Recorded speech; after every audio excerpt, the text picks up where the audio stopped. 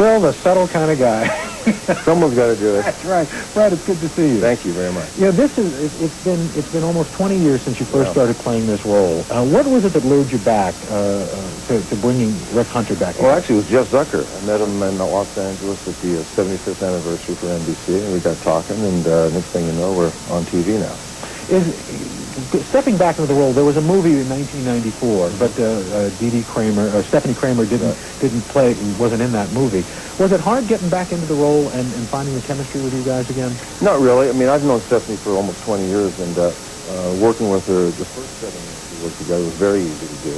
And then the 10-year break we took, she moved to Denver and had a family there. Then she's back, and we've always been keeping in touch. You know, my daughter was born when I was shooting the pilot in '84. Yeah. So Kate and my daughter Kate and Stephanie remain good friends, and so it was kind of like getting back together again. So set this up for us. What's the premise of Return to Justice? What brings Hunter back? He's never left. He's still an LAPD detective. Yeah, right. Well, 12 years after the show originally aired, went off the air in '91, we find Lieutenant Hunter, as you saw here, policing the streets of LA, and right after this, the shooting goes down, and I'm put on leave.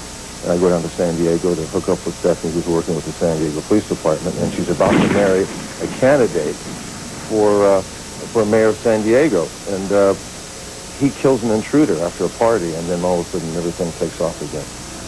What was it like? I mean, as far as the chemistry and getting back to the movie and getting back into your role, we've got a clip here of the two of you together. Let's take a look and then we'll talk about that. Talk to me. Tell me what you know. About what? You know what about? When I left the house, Roger was staring out the window. Bert is trying to salvage a campaign.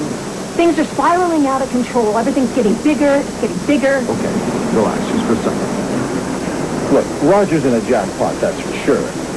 Something's going on and he knows it. Yeah, he does, doesn't he? Oh, you bet.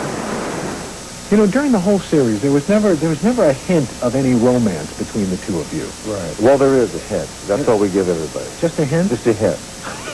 Nothing was ever consummated, except for one show we did in the 6th season of the show. We did it kind of like in a flashback. But the network always wanted us to get together. And you resisted it. It was a mistake, I think. Then it becomes heart to heart, and you start arguing and bickering, and then it becomes a different show.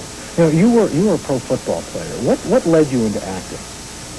Well, I was here in New York 69 through 71, and when I went back to L.A. in 72, I just realized I wasn't going to be playing football forever, so I started following my interest at the time. I had several interests in real estate and acting, and so I started going to acting school, and then I realized I had a chance to make a living at it, so here I am.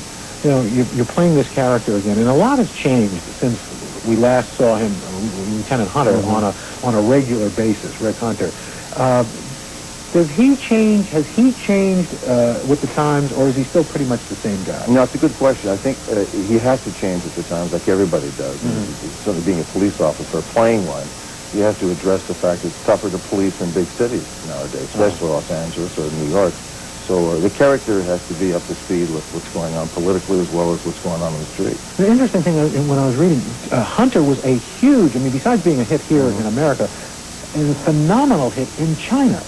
Yeah. What was it about Hunter that made you so successful to billions of Chinese?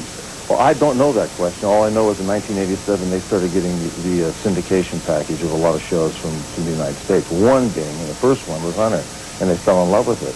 Next thing, I'm the biggest star in China. Now, did they dub your voice?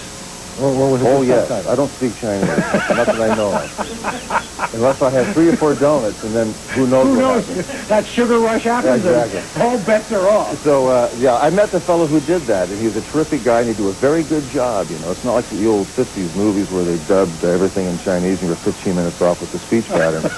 They did a very good job, and I was over there in May for the Shanghai Film Festival, and it's great to be over there. There's a lot of things going on over there people don't know about, certainly, and they sure liked me, and that's very, I'm very appreciative of that. Well, we are too. Thanks. Fred Dreyer. Thanks very much. Good to meet you. Thank you. And you can catch Hunter, Return to Justice, this Saturday night at 9, 8 Central, right here on NBC.